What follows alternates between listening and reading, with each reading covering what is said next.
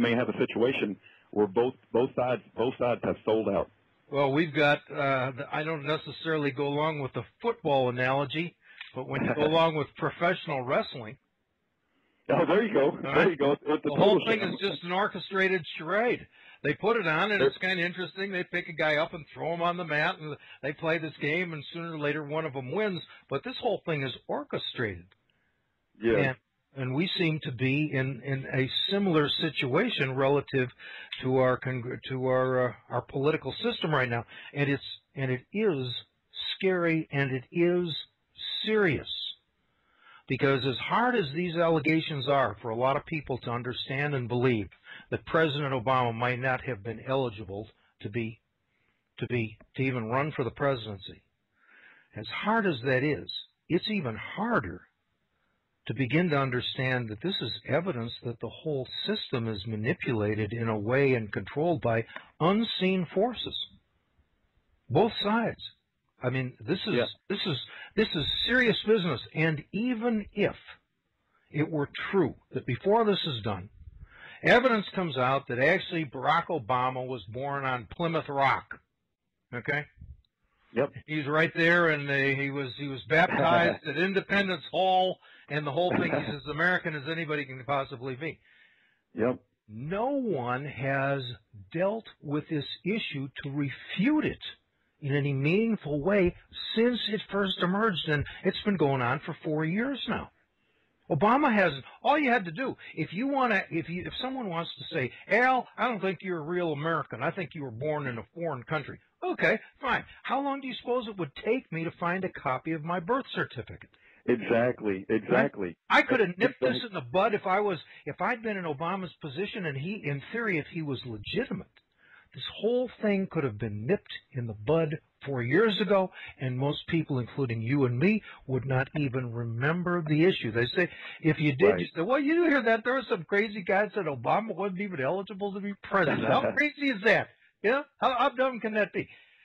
The issue is still here, still live 4 years later, because Obama has not disproved it. He has made an attempt to disprove it.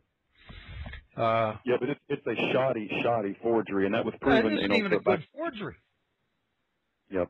I mean, the whole thing becomes just laughable, and we're talking about Obama eventually, 6-8 months ago?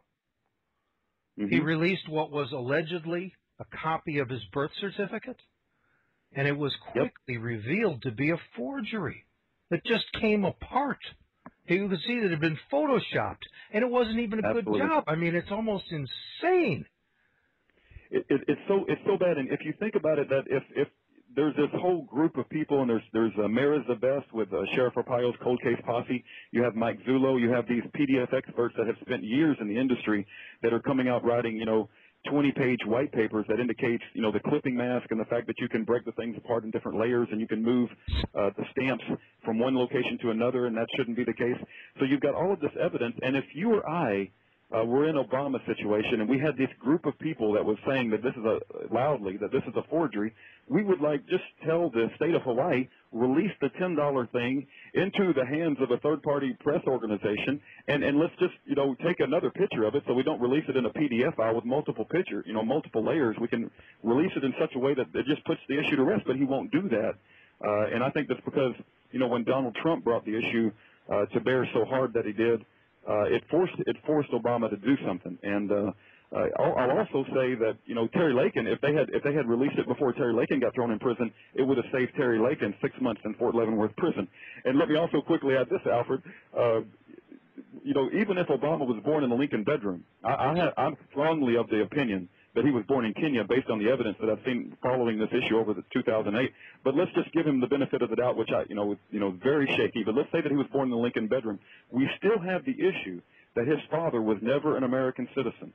And according to Emer Dev-Patel, which is a book, Law of Nations, and if you Google the phrase George Washington's overdue library book, there was a 200-year overdue library book by George Washington. That book was called The Law of Nations. Emer Dev-Patel was the guy who wrote it, E-M-E-R-D-E-V-A-T-T-E-L.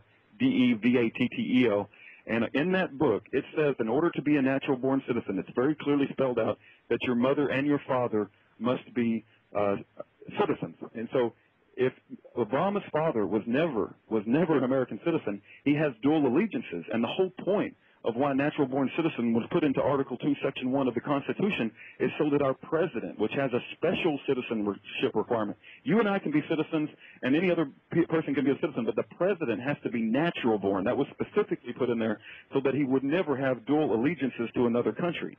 And so the fact that his father was never an American citizen, we don't have to go any further. Well, we're going to go much further than that, but first we're going to take a couple of commercial announcements. I'm Alfred Adask. This is Financial Survival, and my guest is Rudy Davis from the Constitutional Election Summit. We'll be back in just a moment. Please stay tuned.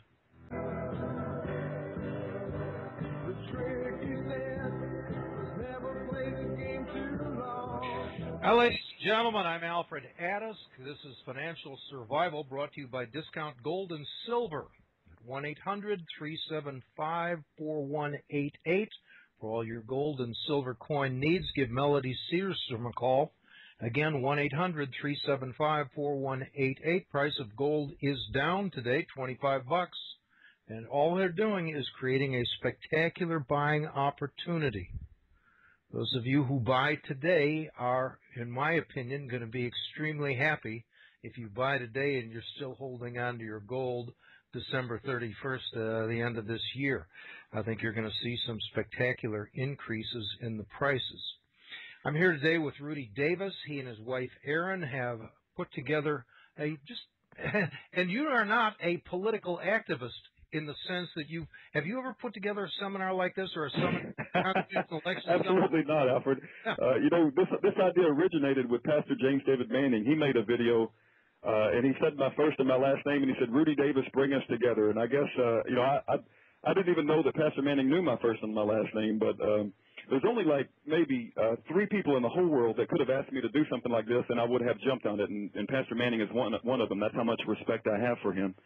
And he's Pastor Manning. For those of you who don't know, Pastor Manning is African American. He has a church in Harlem, in New York City. He calls it Atla. Pastor Manning has come out persistently critical of President Obama for most of the last 4 years. I'm not sure when he first began to start criticizing Obama, but it's been a number of years, and I'm curious. This is not an easy position for an African American to take in a black church. What kind of price has he paid? Or has he paid a price in terms of attendance at his church or whatever? Has he lost any of his flock?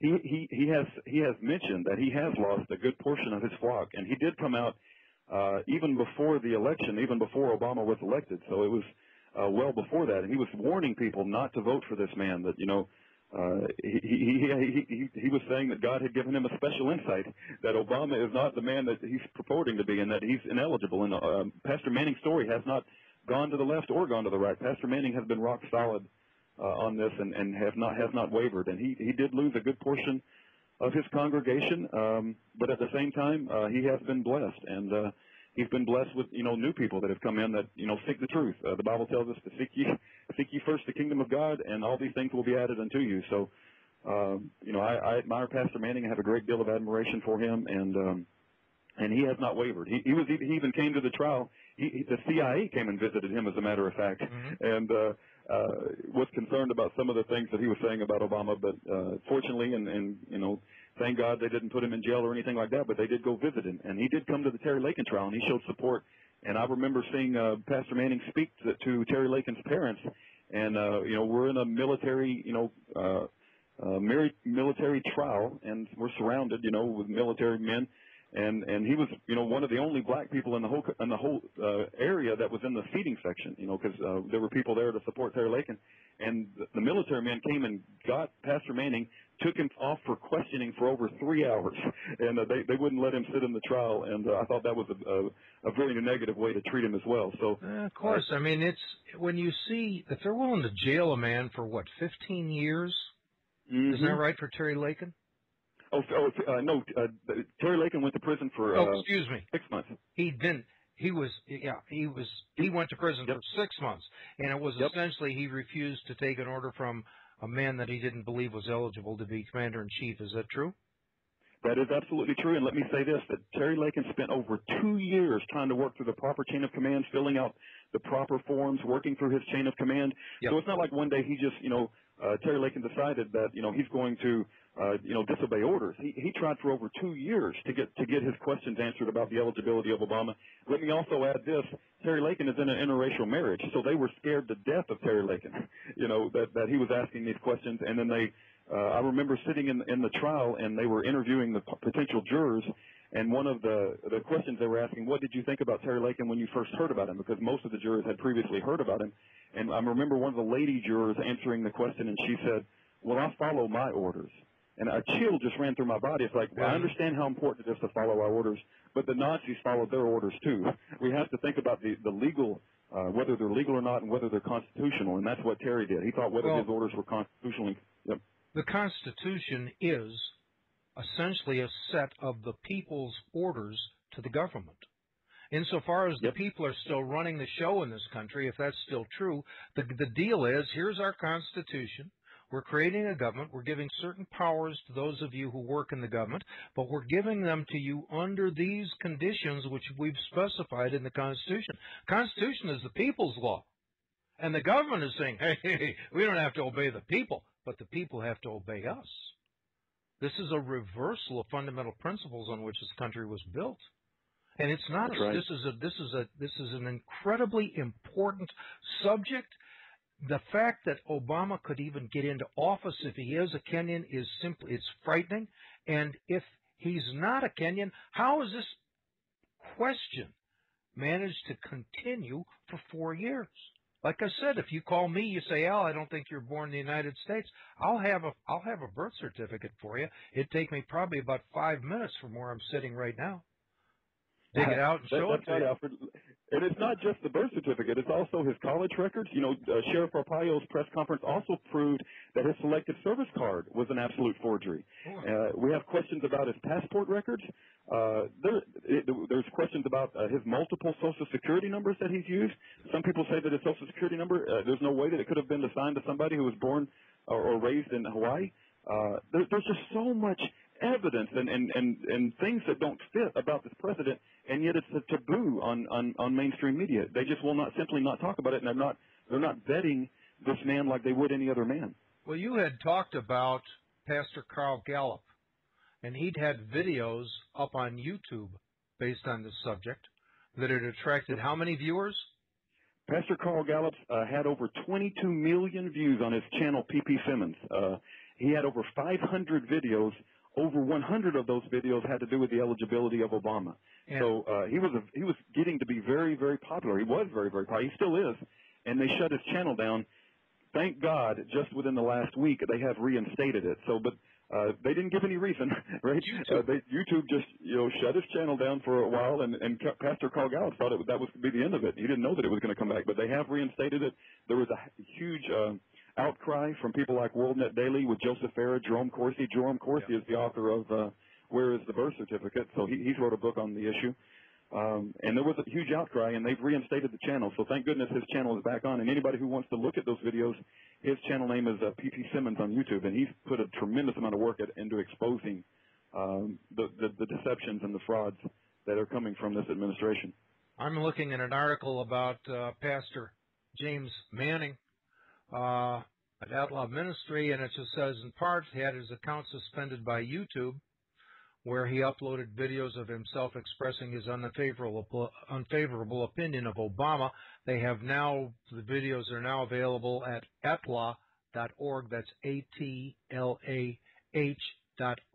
The videos are now, I had to put them up himself, and he's done it. But again, here we see YouTube suspending videos simply because they're critical of the president.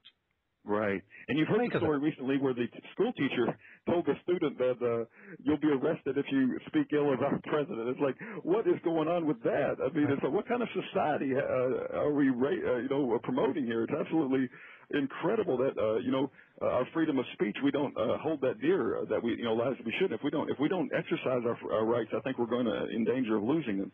I think there's a problem. That if you can, go ahead. Yep.